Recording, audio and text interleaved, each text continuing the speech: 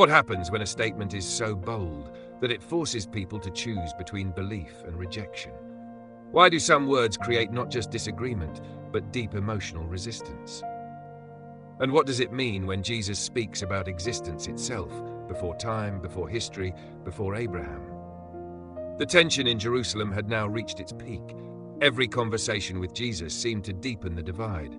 Some were beginning to believe, others were becoming more hostile. And now, the dialogue takes a dramatic turn. The discussion shifts from identity, truth, and freedom to something even more intense: existence, the very nature of who Jesus is.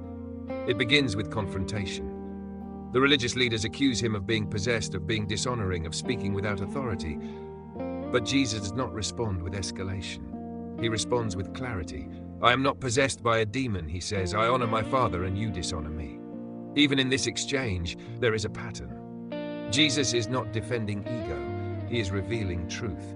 And truth often feels like confrontation to those who are not ready to receive it. He continues, "I tell you the truth, whoever obeys my word will never see death." This statement immediately causes confusion, because the listeners interpret everything through physical reality. They respond, "Now we know you are demon-possessed. Abraham died, and so did the prophets. Yet you say, whoever obeys your word will never taste death." From their perspective, the claim does not match observable reality. Everyone dies. Abraham died. The prophets died. So how can Jesus speak of not seeing death? But Jesus is not speaking only about physical death. He is speaking about something deeper: spiritual separation, existential reality beyond physical limitation. And because of that difference in understanding, the tension increases. They ask him directly, "Are you greater than our father Abraham? He died, and so did the prophets. Who do you think you are?" That question is central, because it forces identity into the open. And Jesus responds in a way that does not reduce his claim. Instead, he expands it. "If I glorify myself, my glory means nothing. My Father, whom you claim as your God, is the one who glorifies me." Here, Jesus redirects attention away from self-promotion and toward divine validation. But the deeper claim is still coming. He says, "You do not know him, but I know him. If I said I did not, I would be a liar like you, but I do know him and obey his word." This is where the conversation becomes more intense, because Jesus is not only claiming knowledge, he is claiming unique relationship, a relationship that others do not possess. And then comes the statement that changes the entire passage. "Your father Abraham rejoiced at the thought of seeing my day. He saw it and was glad." This statement introduces something unexpected, a connection between Jesus and Abraham that is not based on time, but on purpose. But the listeners misunderstand again. They respond, "You are not yet 50 years old, and you have seen Abraham." They are locked in chronological thinking. Time is their reference point. History is linear. Cause and effect must align within human lifespan. But Jesus is speaking from a different dimension of identity. And then he says something that stops the conversation completely. "Very truly I tell you," Jesus answered, "before Abraham was born, I am." This statement is the climax of the passage, because it is not just a claim about time, it is a claim about existence. Before Abraham was born, that already stretches imagination. But then comes the final phrase, "I am." Not I was, not I existed, but I am, a present, continuous statement of being. This phrase carries deep theological weight, because it is not just grammar, it is identity. And in that moment, everything shifts. The listeners understand what is being implied, not just a claim of pre-existence, but a claim that connects to divine identity. And that is why the reaction is immediate. They pick up stones to throw at him. The tension breaks into action. Because words alone are no longer being processed as dialogue, they are now perceived as blasphemy. But Jesus does not resist physically. He hides and slips away from the temple grounds. This moment is important because it shows that even in the face of extreme rejection, his mission continues according to timing, not human reaction. But before we reach that conclusion, we need to slow down and understand what is really happening in this passage. This is not just a debate about identity. It is a collision between two frameworks of understanding, one grounded in time, the other grounded in eternity. The people listening are interpreting everything through human history, Abraham as a starting point, prophets as reference points, death as universal conclusion. But Jesus is speaking from a reality that is not bound by those limitations. When he says, "Before Abraham was, I am," he is not simply placing himself earlier in time. He is declaring existence that is independent of time. That is why the reaction is so intense, because it disrupts the structure of how they understand reality. It is not just disagreement, it is disruption, and disruption often triggers resistance.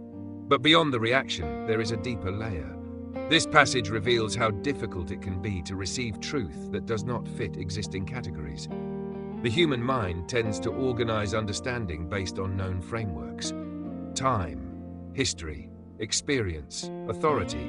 But when something comes that does not fit those categories, it is often rejected before it is understood. That is what is happening here.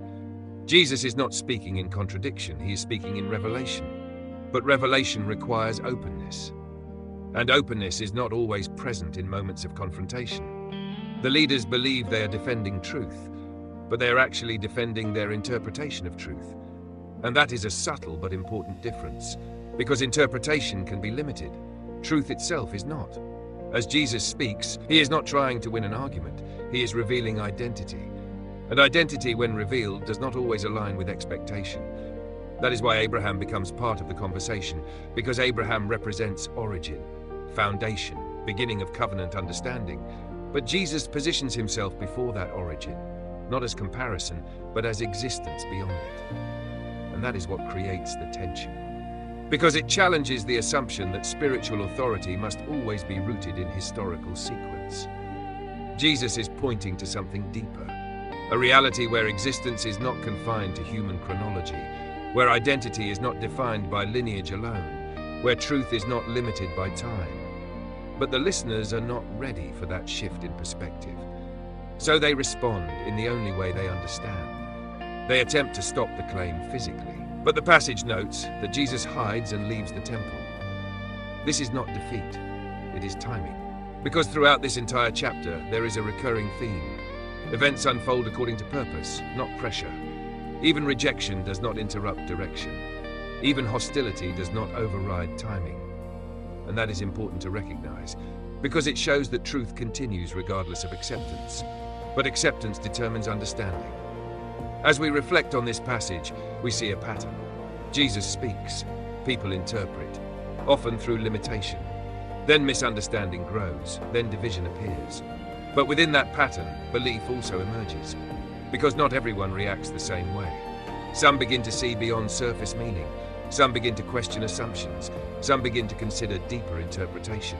And that is where transformation begins, not in immediate clarity, but in willingness to continue listening. The statement "before Abraham was, I am" is not just a theological claim. It is a moment that forces reflection on how we understand identity itself. Is identity limited to time, or is there something beyond it? Is truth shaped by history, or does truth define history? Jesus is not asking these questions directly, but his words raise them, and once raised, they cannot be easily ignored, because they challenge foundational assumptions. As the passage closes, tension remains unresolved.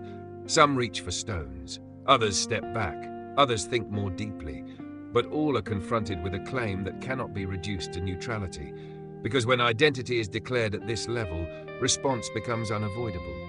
And that is where the message leaves us, not with closure, but with invitation, to consider how we respond when truth does not fit expectation, to consider whether we interpret based only on what we know or remain open to what we might not yet understand.